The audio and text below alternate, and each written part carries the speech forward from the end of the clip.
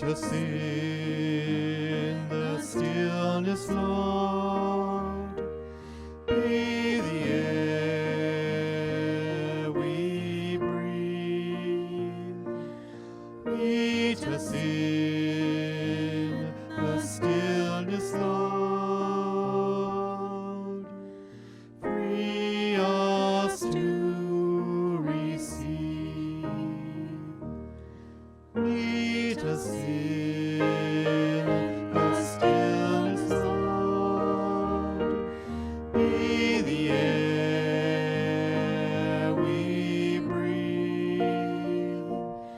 Meet us in the stillness, Lord. Free us to receive. Meet us in the stillness, Lord. Be the air we breathe. Meet us in the stillness, Lord. Free us to receive. Meet us in the stillness, Lord. Be the air we breathe.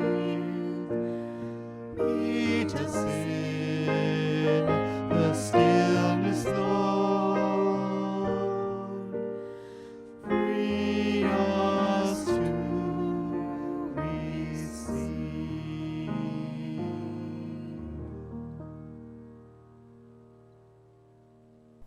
Hello and welcome to this time of reflection for the week of November the 19th and to the 25th. This week is what we call Reign of Christ Week, or Reign of Christ Sunday, this coming Sunday in the life of the church. It actually marks the end of the church calendar as we turn ourselves anew to begin the season of Advent and to welcome the Christ child once again in the fullness of that, which we will be doing at the end of the month of December. And so this is kind of like a New Year's Eve time in the life of the church. And in the cycle of the Christian year, this is the time when we pause to reflect on the ways that we have allowed, the ways that we are embodying God's reign. So a reign of justice and peace, a reign of compassion, and a reign of enough for all. How are we allowing that to be made manifest in our own lives and in the world around us? And so I think it's appropriate that we begin, as we have been beginning for some time now, with an acknowledgement of the land that we are on. So this office that I am in today, it's situated on the traditional and unceded territory of the Coast Salish people, the Squamish, the Musqueam, and the Tsleil-Waututh nations. And I am truly grateful to those nations and to their ancestors who have stewarded this land for time immemorial, since time immemorial, so that we could be here today and we could enjoy our work, our service, our play, our ministry in this place. And making that acknowledgement and leaning into our responsibilities to speak and to be aware of truth and to seek reconciliation is part of how we make manifest the reign of God here on earth. Once there was someone that said such wonderful things and did such amazing things that people followed him. They wanted to know who he was. And once when they asked him who he was, he said, "I am the light of the world." And so we light this candle to remind us of the one who is for us the light of the world. One who illuminates our path and who reminds us that this light is within each and every one of us.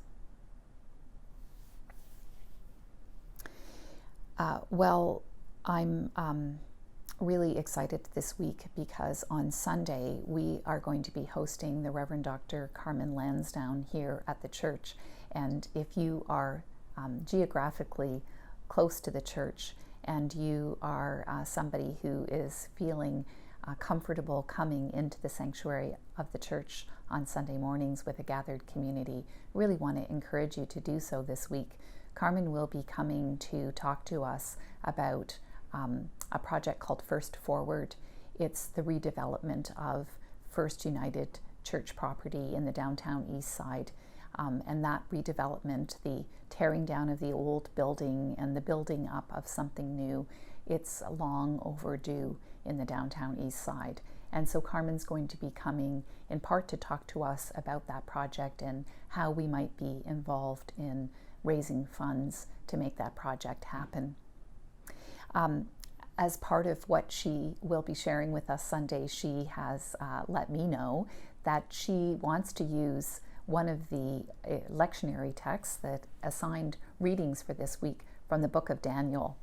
And the book of Daniel is in the Hebrew Bible, and it is an apocalyptic book, which is interesting because as part of our Big Life Questions series, we have done some reflecting here at the church on, is this actually the apocalypse?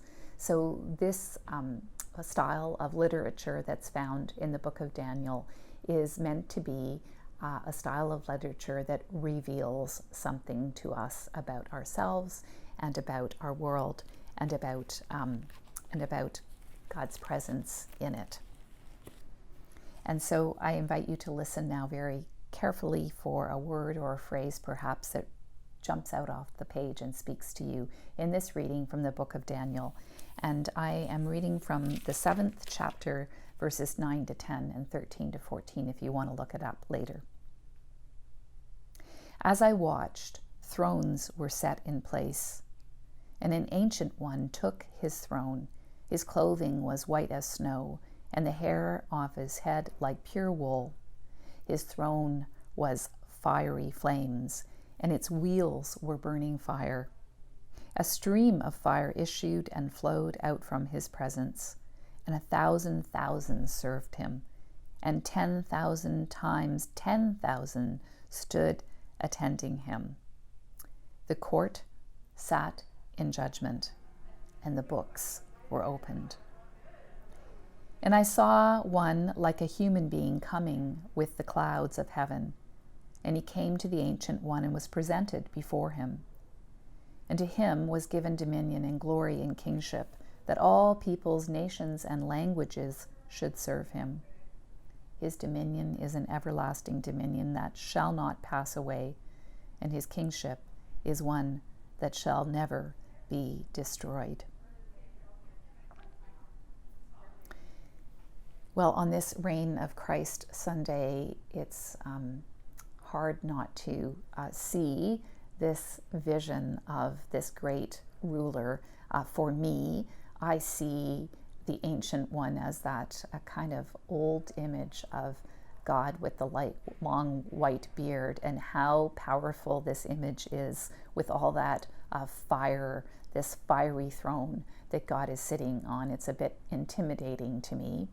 And of course, the Ancient One, for those of us who follow, the human one, for those of us that follow the way of Jesus, we don't look or hear about this passage without thinking, of course, of Jesus.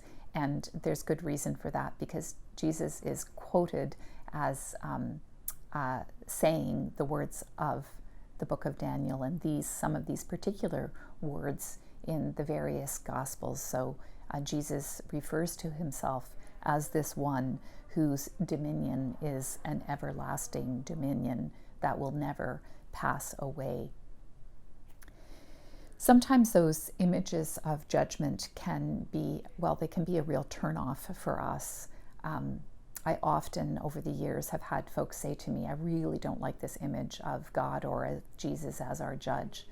And I like to encourage people to think about these judgment images from the perspective of one who is seeking justice. So if you're someone who has been treated in an unjust and unfair way, then you are going to want to have a judge before you who is real clear about what is just and fair and loving and kind and what isn't. And so I think in the best of these images of judgment, what's evoked for us is really God's shalom. God's shalom, God's way of peace and abundance for all of humanity. These readings come out of a time in the life of the people of Israel and the life of the faithful Jewish folks when they were not being treated with justice and kindness. They were actually being persecuted. The governments were, the kings were kings that ruled with violence and destruction and exploitation. And so the promise of a different way in the future was a promise that the people held on to. And it's really a promise that we need to hold on to and to live into and to embody and make manifest in our own day and age. And so when we think about Jesus identifying himself with the human one, we might want to identify ourselves with that one, that presence, that everlasting reign as well.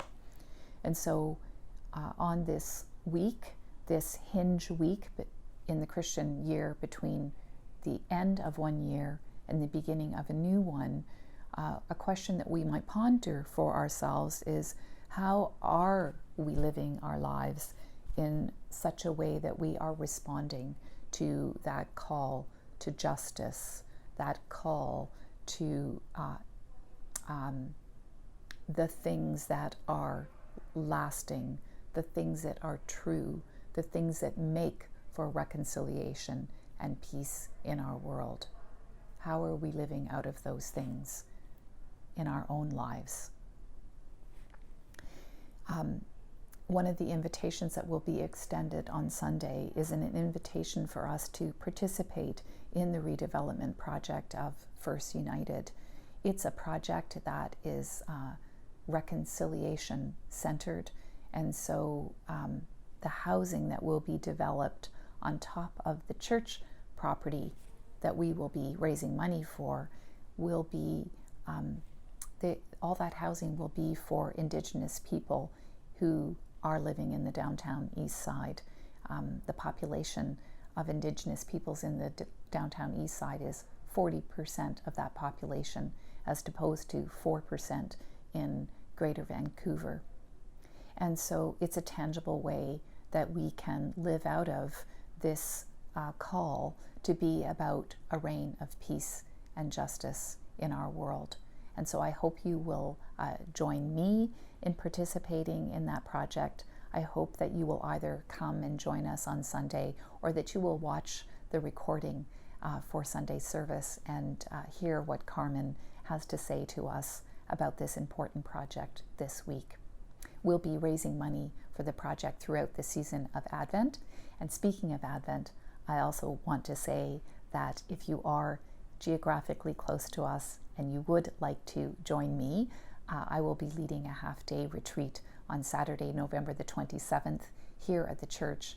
The registration information for that is in the e-news where you would have found this recording, and I would love to have you join me for that time of reflection as we lean into what it means for us to